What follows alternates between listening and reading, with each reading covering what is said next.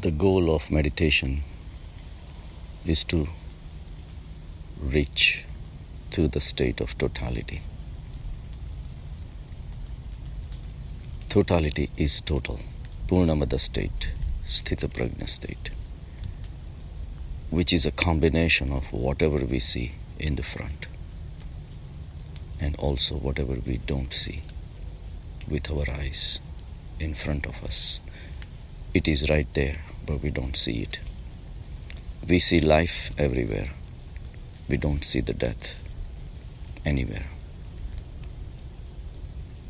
We don't see the death happening every second. When a person dies at the age of 80, 90, 100, his death had started when he was a kid. Right from the time of his birth, death was approaching. It took him 80, 90 years to reach there, but death was always there, hiding behind the facade of the life he was carrying. People in front of you, don't you think they are here as a result of other deaths of others in the past? If there was only life and no death, you wouldn't be born. There would not be any room to put your even 1 foot. Destruction is a part of life, and it is certain, and yet we don't like it. We like life, we don't like death. And what is really the life that we're talking about? What we are talking about life is not life at all. Because we describe life as enjoyments. Because of our connections to the objects, people, situations. We connect and have fun. Whenever these connections get cut off, we get upset. Money comes, brings the joy. Money goes, the joy is gone.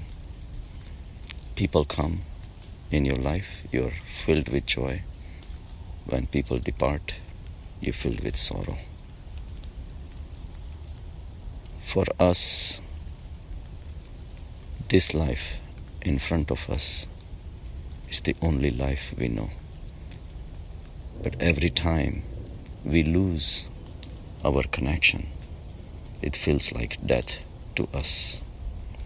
And that's why when the biggest death comes, where we lose everything, that's the most traumatic shock that comes to us. It comes as a shock to us because we always believed in life, in giving us all the pleasures that we wanted. But all these pleasures, we never realized that they were going to end at some point. So our mind acted stupid. Our mind could have been wise,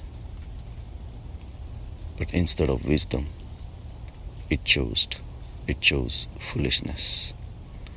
So we get attached to the life as we know, run after objects, people, situations. And when this running comes to an end, we get very upset. That's why we celebrate life as we know. And the birth is a representative of this life, so we celebrate birthdays every year. We never talk about death as if it does not exist. Every time our connection is broken with the objects of pleasures or people or situation, we get upset. That's our immaturity. Death is certain. Life is uncertain. Out of all the desires that you have, many of them remain unfulfilled. You want a perfect wife, you didn't get. You wanted a perfect husband, you didn't get. You wanted $10 million, you didn't get. You wanted to drive Mercedes, BMWs, you couldn't get. You will forget about them, but deep in a subconscious mind, these are the things that bother you. So life does not give you much, and in the end, it takes away everything in the form of death. So now we have to ask ourselves, is this running towards life? Is it worth it? If running is where we see the enjoyment, obviously the death becomes a target of our hatred. This is silliness. We hate one reality which is definite, and we love something that is unpredictable. So there is something wrong in our thinking about life. Only when we start accepting life with a combined shadow of death, meaning of life will start coming. A blackboard by itself has no value. White letters written on it by themselves have no value without the background of the blackboard. Only when they both get together, beautiful poetries can flow. Knowledge of mathematics, physics can flow. The flow of life has to include life as we know life and the death as we know death. Put them together. Now you are going in the direction of totality. Now you are giving equal importance to life and death. Death is a beautiful thing, at least for contemplation right now, when our mind is filled with desires and running. It brings our speed to a halt. It makes us realize that running for the life is useless. Only when our race for life, Patanjali called this Abhinivesh, lust for life, slows down to such an extent that now our mind starts becoming wise. It starts accepting both as a reality, life and death.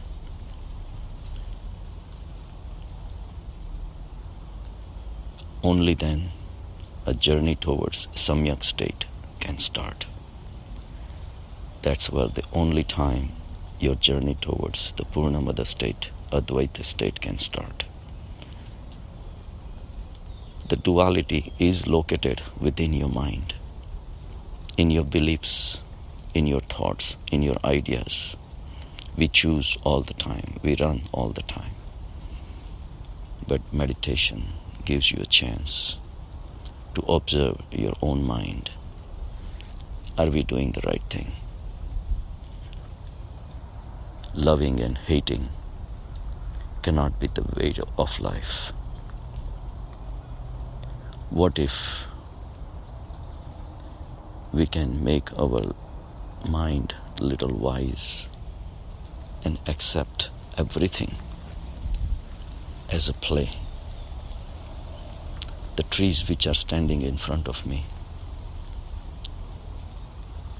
have survived the winter and major storms. The survival of these trees does not show me the trees that got destroyed and went back into the soil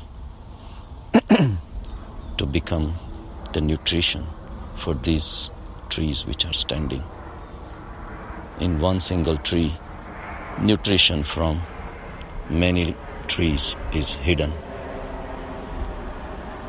And a great nature is at work here.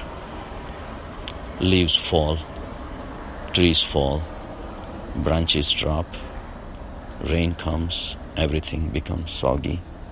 Earthworms start acting on it, break it down into the pure soil, and this soil becomes the life giver for the tree that's in front of me. There is a cycle, and there is a bigger entity that is responsible for this cycle. Your body is part of this cycle. Your mind is also a product of this cycle. It is a beautiful thing, only if you use it wisely and rise above the duality of life and death, chicken and egg and chicken, night and life, night and day. All these things combined together makes the totality. Krishna says, everything is within me. Rakshasas and Devas, the good and the bad. Everything is me. I am the one who gives the balance to the whole life in its totality. So what do? We meditate on this. We go further deep into our own soul, our own consciousness. With the consciousness, the awareness, we dissect our mind. We realize the lopsided run of our mind, childishness of our mind, desires of our mind. We tame it and turn it towards one consciousness, which is responsible for all this duality. We approach steadily into a thoughtless state where thoughts do not exist. Without thoughts, our desires cannot exist. Our stupidities cannot exist. We reach to a state where thoughts are no more. Mind is no more. There is nothing but pure consciousness. And consciousness is the only thing that is total. Life is not total. Death is not total. Life and death combined is the greater life that is everywhere in the form of existence, pure existence. Trees are born, trees die. People are born, people die. But the existence never goes away. At the consciousness level, we will find the true life where birth and death are equally represented. So when there is equal representation, the runnings of life do not exist. Hatred for death does not exist. Only love for consciousness remains. The consciousness that gave life to all this beautiful earth, universe that's in front of us, with all its glory, the beauty, the powers, power of creation and power of destruction, everything well balanced. and we feel with appreciation for allowing us to this beautiful dream that would not have been possible without these dualities. Then only the love for consciousness comes within us. Appreciation comes within us. We realize that our ego, which only comprised of likes and dislikes, love and hatred, was a meaningless thing. What value could it have when the consciousness at a massive scale is generating, operating, destructing continuously? What is the role of ego? Nothing, except asking for a path of destruction for our own life. We have to grow up. We have to mature up. We have to go deeper and come to one solid existence, consciousness, which binds everything. All the good people, all the bad people, all the ugly people, the beauty, ugliness, everything is one. Only in our minds we divide. Tall and short is one. White and black is one. All religions also are one. When we reach to this state, we have reached to the life-giving life, which has been flowing forever. Is Dhammo Sanatano. This is Sanatan Dharma. Have a good day.